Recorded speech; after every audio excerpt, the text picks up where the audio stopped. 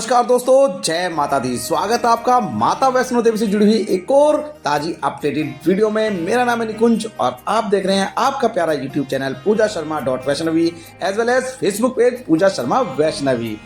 अभी जो नज़ारा देख रहे हैं माता रानी जी के यात्रा मार्ग का देख रहे हैं और आज की वीडियो में हम आपसे बात करेंगे। सबसे पहले बात करेंगे आज के मौसम की, बढ़ती हुई ठंड की, कि ठंड इस समय किस तरीके से माता रानी जी की यात्रा में देखने के लिए मिल रही है भक्तों को। साथ ही साथ बताएंगे अर्धकुंवारी में कितना वेटिंग टाइम आपको मिल रहा है दर्शन के लिए। बताएंगे भवन पर माता रानी जी के दर्शन करने में कितना समय लग रहा है। साथ ही साथ यात्रियों की संख्या कितनी बनी हुई है, भीड़ कम है या ज़्यादा है, ये सब कुछ आज इस वीडियो में हम आपको बताने वाले हैं। तो वीडियो को बिल्कुल भी स्किप मत करना और वीडियो को अंत तक जरूर देखना, क्योंकि ये वीडियो अगर आप भी आने वाले दिन में आ रहे हैं माता रानी के दरबार यात्रा करने के लिए तो आपके लिए बहुत ज्यादा हेल्पफुल होने वाली है। तो करते हैं वीडियो को स्टार्ट और सबसे पहले हम दिखाते हैं आपको आज के माता रानी जी के श्रृंगार के दर्शन।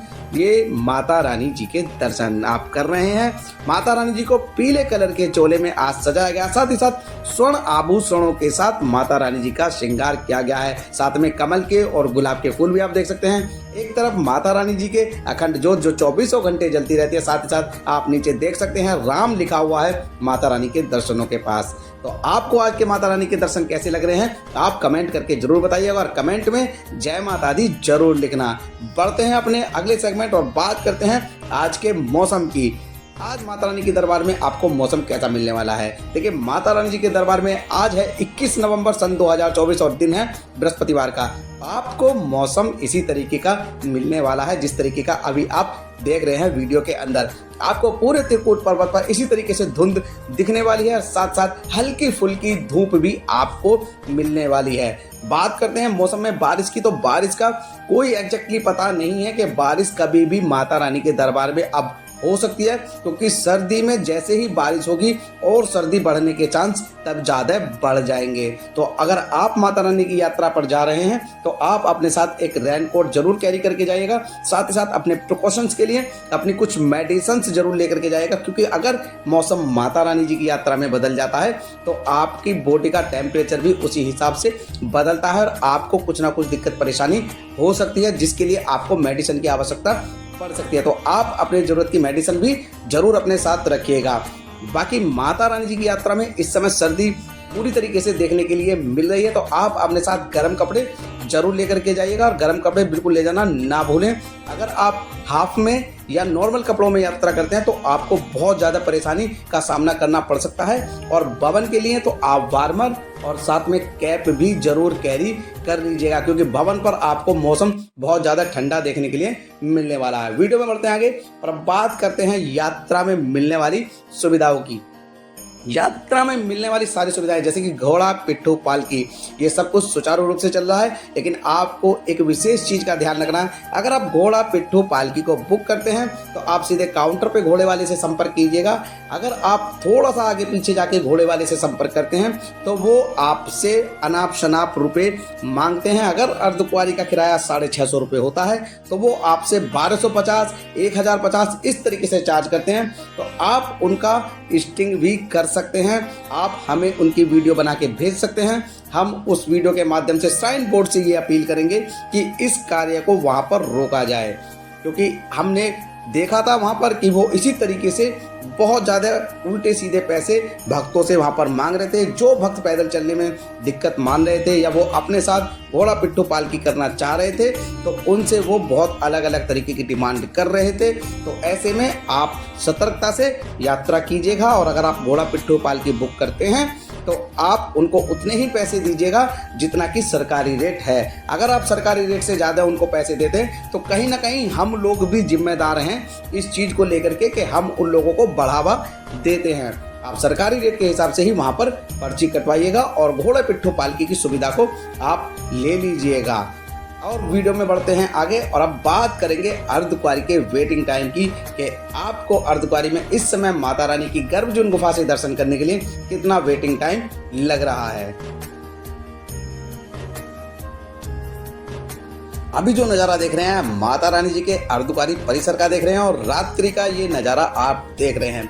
सामने देख सकते हैं ये है पर्ची काउंटर नंबर 1, जहां पर आप अपनी अटका आरती की बुकिंग की पर्ची भी कटवा सकते हैं ऑफलाइन जाकर के। अगर आप गर्भजून अटका आरती में बैठना चाहते हैं और अटका आरती के तुरंत बाद से गर्भजून गुफा के दर्शन करना चाहते हैं तो आप सामने जो काउंटर देख रहे हैं दान और आरती पक्ष कक्ष 1, यहाँ पर जाकर के आप अपनी स्लिप कटवा सकते हैं। आरती के समय से 1 घंटे पहले आपको यहाँ पर रिपोर्ट कम से कम करना होता है और 300 रुपये पर व्यक्ति के हिसाब से यहाँ पर आरती की पर्ची कटती है और आप गर्भजून अटका आरती में वही आनंद और वही सुख की प्राप्ति कर सकते हैं जिस तरीके से आप भवन की अटका आरती में आनंद और सुख की प्राप्ति करते हैं। अब बात करते हैं यहाँ पर इस समय वेटिंग की कि अर्धकुंवारी में इस समय कितनी वेटिंग चल रही है माता रानी के गर्भजून गुफा से दर्शन करने के लिए। इस समय जो वेटिंग चल रही है 21 नवंबर सन 2024, आज की वेटिंग 22 से 24 घंटे के बीच में यहाँ पर भक्तों को मिल रही है। आप 22 से 24 घंटे के अंतराल पर माता रानी के गर्भजून गुफा से दर्शन कर पाएंगे और आप अपनी यात्रा को यहाँ पर सफल कर पाएंगे। साथ ही साथ आपको बता दूं, गर्भजून अटका आरती सुबह 6 बजे से 7 बजे के बीच में प्रारंभ होती है और शाम को भी 6 बजे से 7 बजे के बीच में ही अटका आरती प्रारंभ होती है, तो आप उससे पहले यहाँ पर आकर के रिपोर्ट कर लीजिएगा। साथ ही साथ अर्धकुंवारी परिसर के अंदर आपको निःशुल्क डोरमेट्री भी रुकने के लिए मिल जाता है। सामने देख सकते हैं आप, ये है श्रद्धा भवन। यहाँ पर आप निःशुल्क डोरमेट्री मिलता है, यहाँ पर आप समय से आकर के निःशुल्क डोरमेट्री भी ले सकते हैं। साथ ही साथ पेड डोरमेट्री, ब्लैंकेट स्टोर और यहाँ पर आपको लंगर की सुविधा भी अर्धकुंवारी परिसर में मिल जाती है। जी हाँ, आप शक्ति भवन में जाइएगा तो वहाँ पर आपको लंगर की सुविधा मिल जाएगी। साथ ही साथ सामने जो ये भगवती भवन आप देख रहे हैं और पीछे भी इसके एक और भवन है जहाँ पर आपको पेड डोरमेट्री भी मिल जाती है। पेड डोरमेट्री बुकिंग करने के लिए आप माता रानी जी की ऑफिशियल वेबसाइट www.maavaishnodevi.org पर जाकर के पेड डोरमेट्री यहाँ पर बुक कर सकते हैं। साथ ही साथ गर्भजून अटका आरती भी आप ऑनलाइन बुक कर सकते हैं। अर्धकुंवारी परिसर में खाने पीने की भी कोई दिक्कत नहीं है, वहाँ पर पूरी तरीके से मार्केट मिल जाती है जिसमें आपको होटल, श्राइन बोर्ड के द्वारा चलाए जाने वाले भोजनालय सब कुछ मिल जाता है। तो आप यहाँ पर रुक सकते हैं रात्रि के समय। जैसा कि आप देख रहे हैं, भक्त आराम कर रहे हैं यहाँ पर अर्धकुंवारी परिसर के बाहर ही कंबल लिप बिछा करके या जो अपने साथ वो अपना गर्म कपड़ा लाए हैं उसको बिछा करके यहाँ पर आराम कर रहे हैं। अब वीडियो में बढ़ते हैं आगे और अब बात करते हैं रोपवे सेवा की। रोपवे की सेवा अभी भक्तों को कहां पर मिलती है? देखिए, माता रानी जी की यात्रा में रोपवे की सेवा अभी माता रानी जी के भवन से भैरव घाटी के लिए मिलती है, जिसका टिकट प्राइस 100 रुपये होता है और ये टिकट आपको ऑनलाइन और ऑफलाइन दोनों तरीके से बुक हो जाता है। ऑनलाइन टिकट कम से कम 24 घंटे पहले बुक किया जाता है और ज़्यादा से ज़्यादा ये 2 महीने पहले बुक हो जाता है। ऑफलाइन टिकट आपको भवन पर दुर्गा भवन के बेसमेंट में मिलता है और इंडिविजुअली हर आदमी को अलग अलग ही लगना पड़ता है लाइन में और सबको तभी टिकट वहां पर मिलता है। रोपवे की टाइमिंग सुबह 7 बजे से शाम को 5 बजे तक होती है, जिसमें एक बार में 40 से 45 लोग ट्रॉली में बैठ करके जाते हैं भवन से भैरव घाटी के लिए। भवन से भैरव घाटी की दूरी 2.5 किलोमीटर की है और इस यात्रा को लोग रोपवे के और पैदल के दोनों के माध्यम से करते हैं। पैदल के लिए भी आपको वहां पर घोड़े पिट्ठू पालकी की सुविधा मिल जाती है।